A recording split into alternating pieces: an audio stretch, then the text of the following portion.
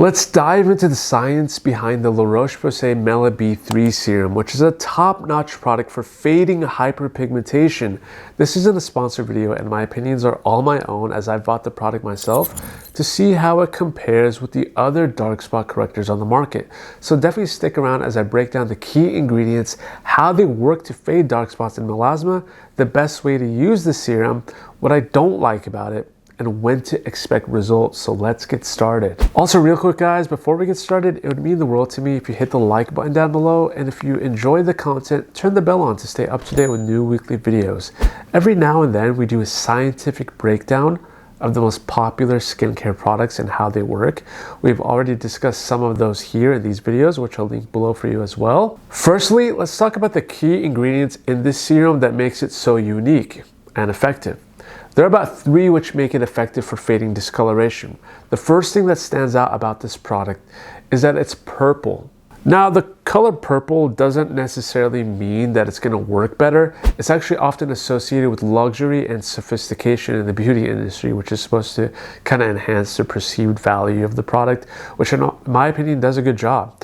It looks high-end. It's just marketing though. But does it really work is the real question. The main ingredient is going to be the Melasyl. Roche-Posay Mela B3 Serum contains a novel molecule researched by their team called 2-mercaptonicotinol glycine, aka 2-MNG. 2-MNG is named Melasyl, and it inhibits melanin synthesis and UV-induced immediate pigmentation through a new method. If you've tried other dark spot serums and they haven't worked for you, you might want to give this one a try because Melasyl targets melanin precursors, which may work better for you. When a serum targets melanin precursors, what that essentially means is that it targets tyrosinase and it captures the melanin before they are transformed into colored pigments. Theoretically, guys, you're balancing out the ratio of your eumelanin and pheomelanin. Unlike other dark spot correctors, it's not a tyrosinase inhibitor like vitamin C or kojic acid. It actually gets in the way of the precursor that leads to discoloration, which are going to be L-DOPA, DHICA, and DHI. So they never make the pigment in the first place. The second ingredient that is going to work in synergy with Melasyl is going to be that 10% niacinamide in it. They work hand in hand here, and to put it simply, imagine melanin as a package, right? And this is going to be an easy explanation. And skin cells as delivery trucks. Niacinamide blocks the handoff of melanin packages to the skin surface cells. And as a result of that, the pigment doesn't make it to the top layer of the skin, keeping your complexion more even.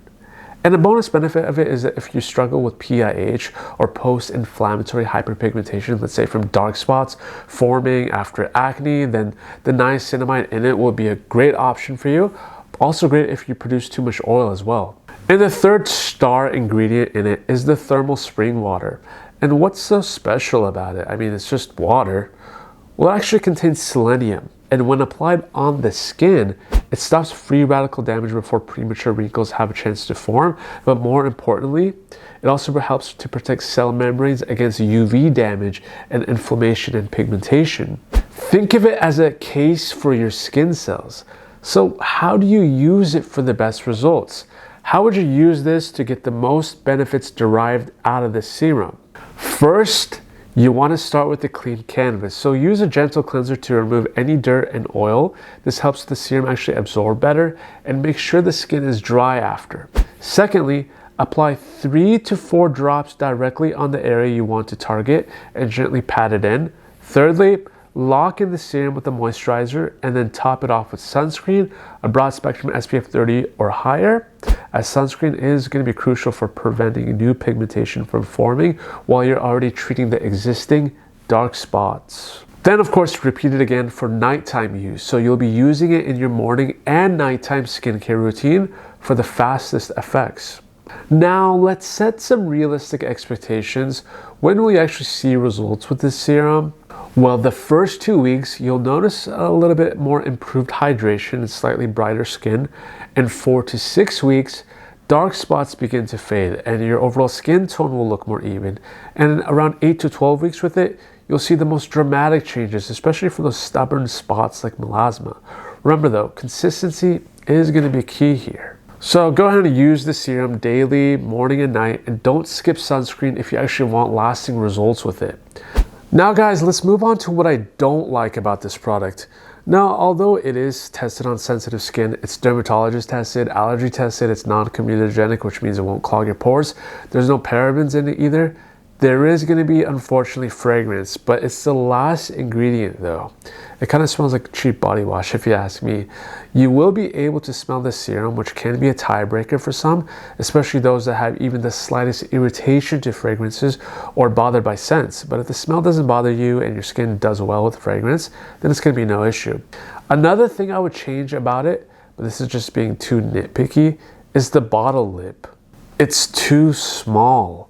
So when the serum becomes too low in the bottle, it's hard to turn the bottle on its side and move the dropper around to get the last remnants of the serum out. Hopefully they can change that, but it's not a big deal. But overall guys, the product absorbs nicely. I gave it an 8 out of 10.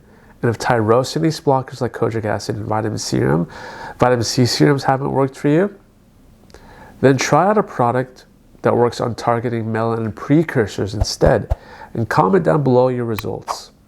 Subscribe if you found this video helpful guys, and I'll see you guys on the next one.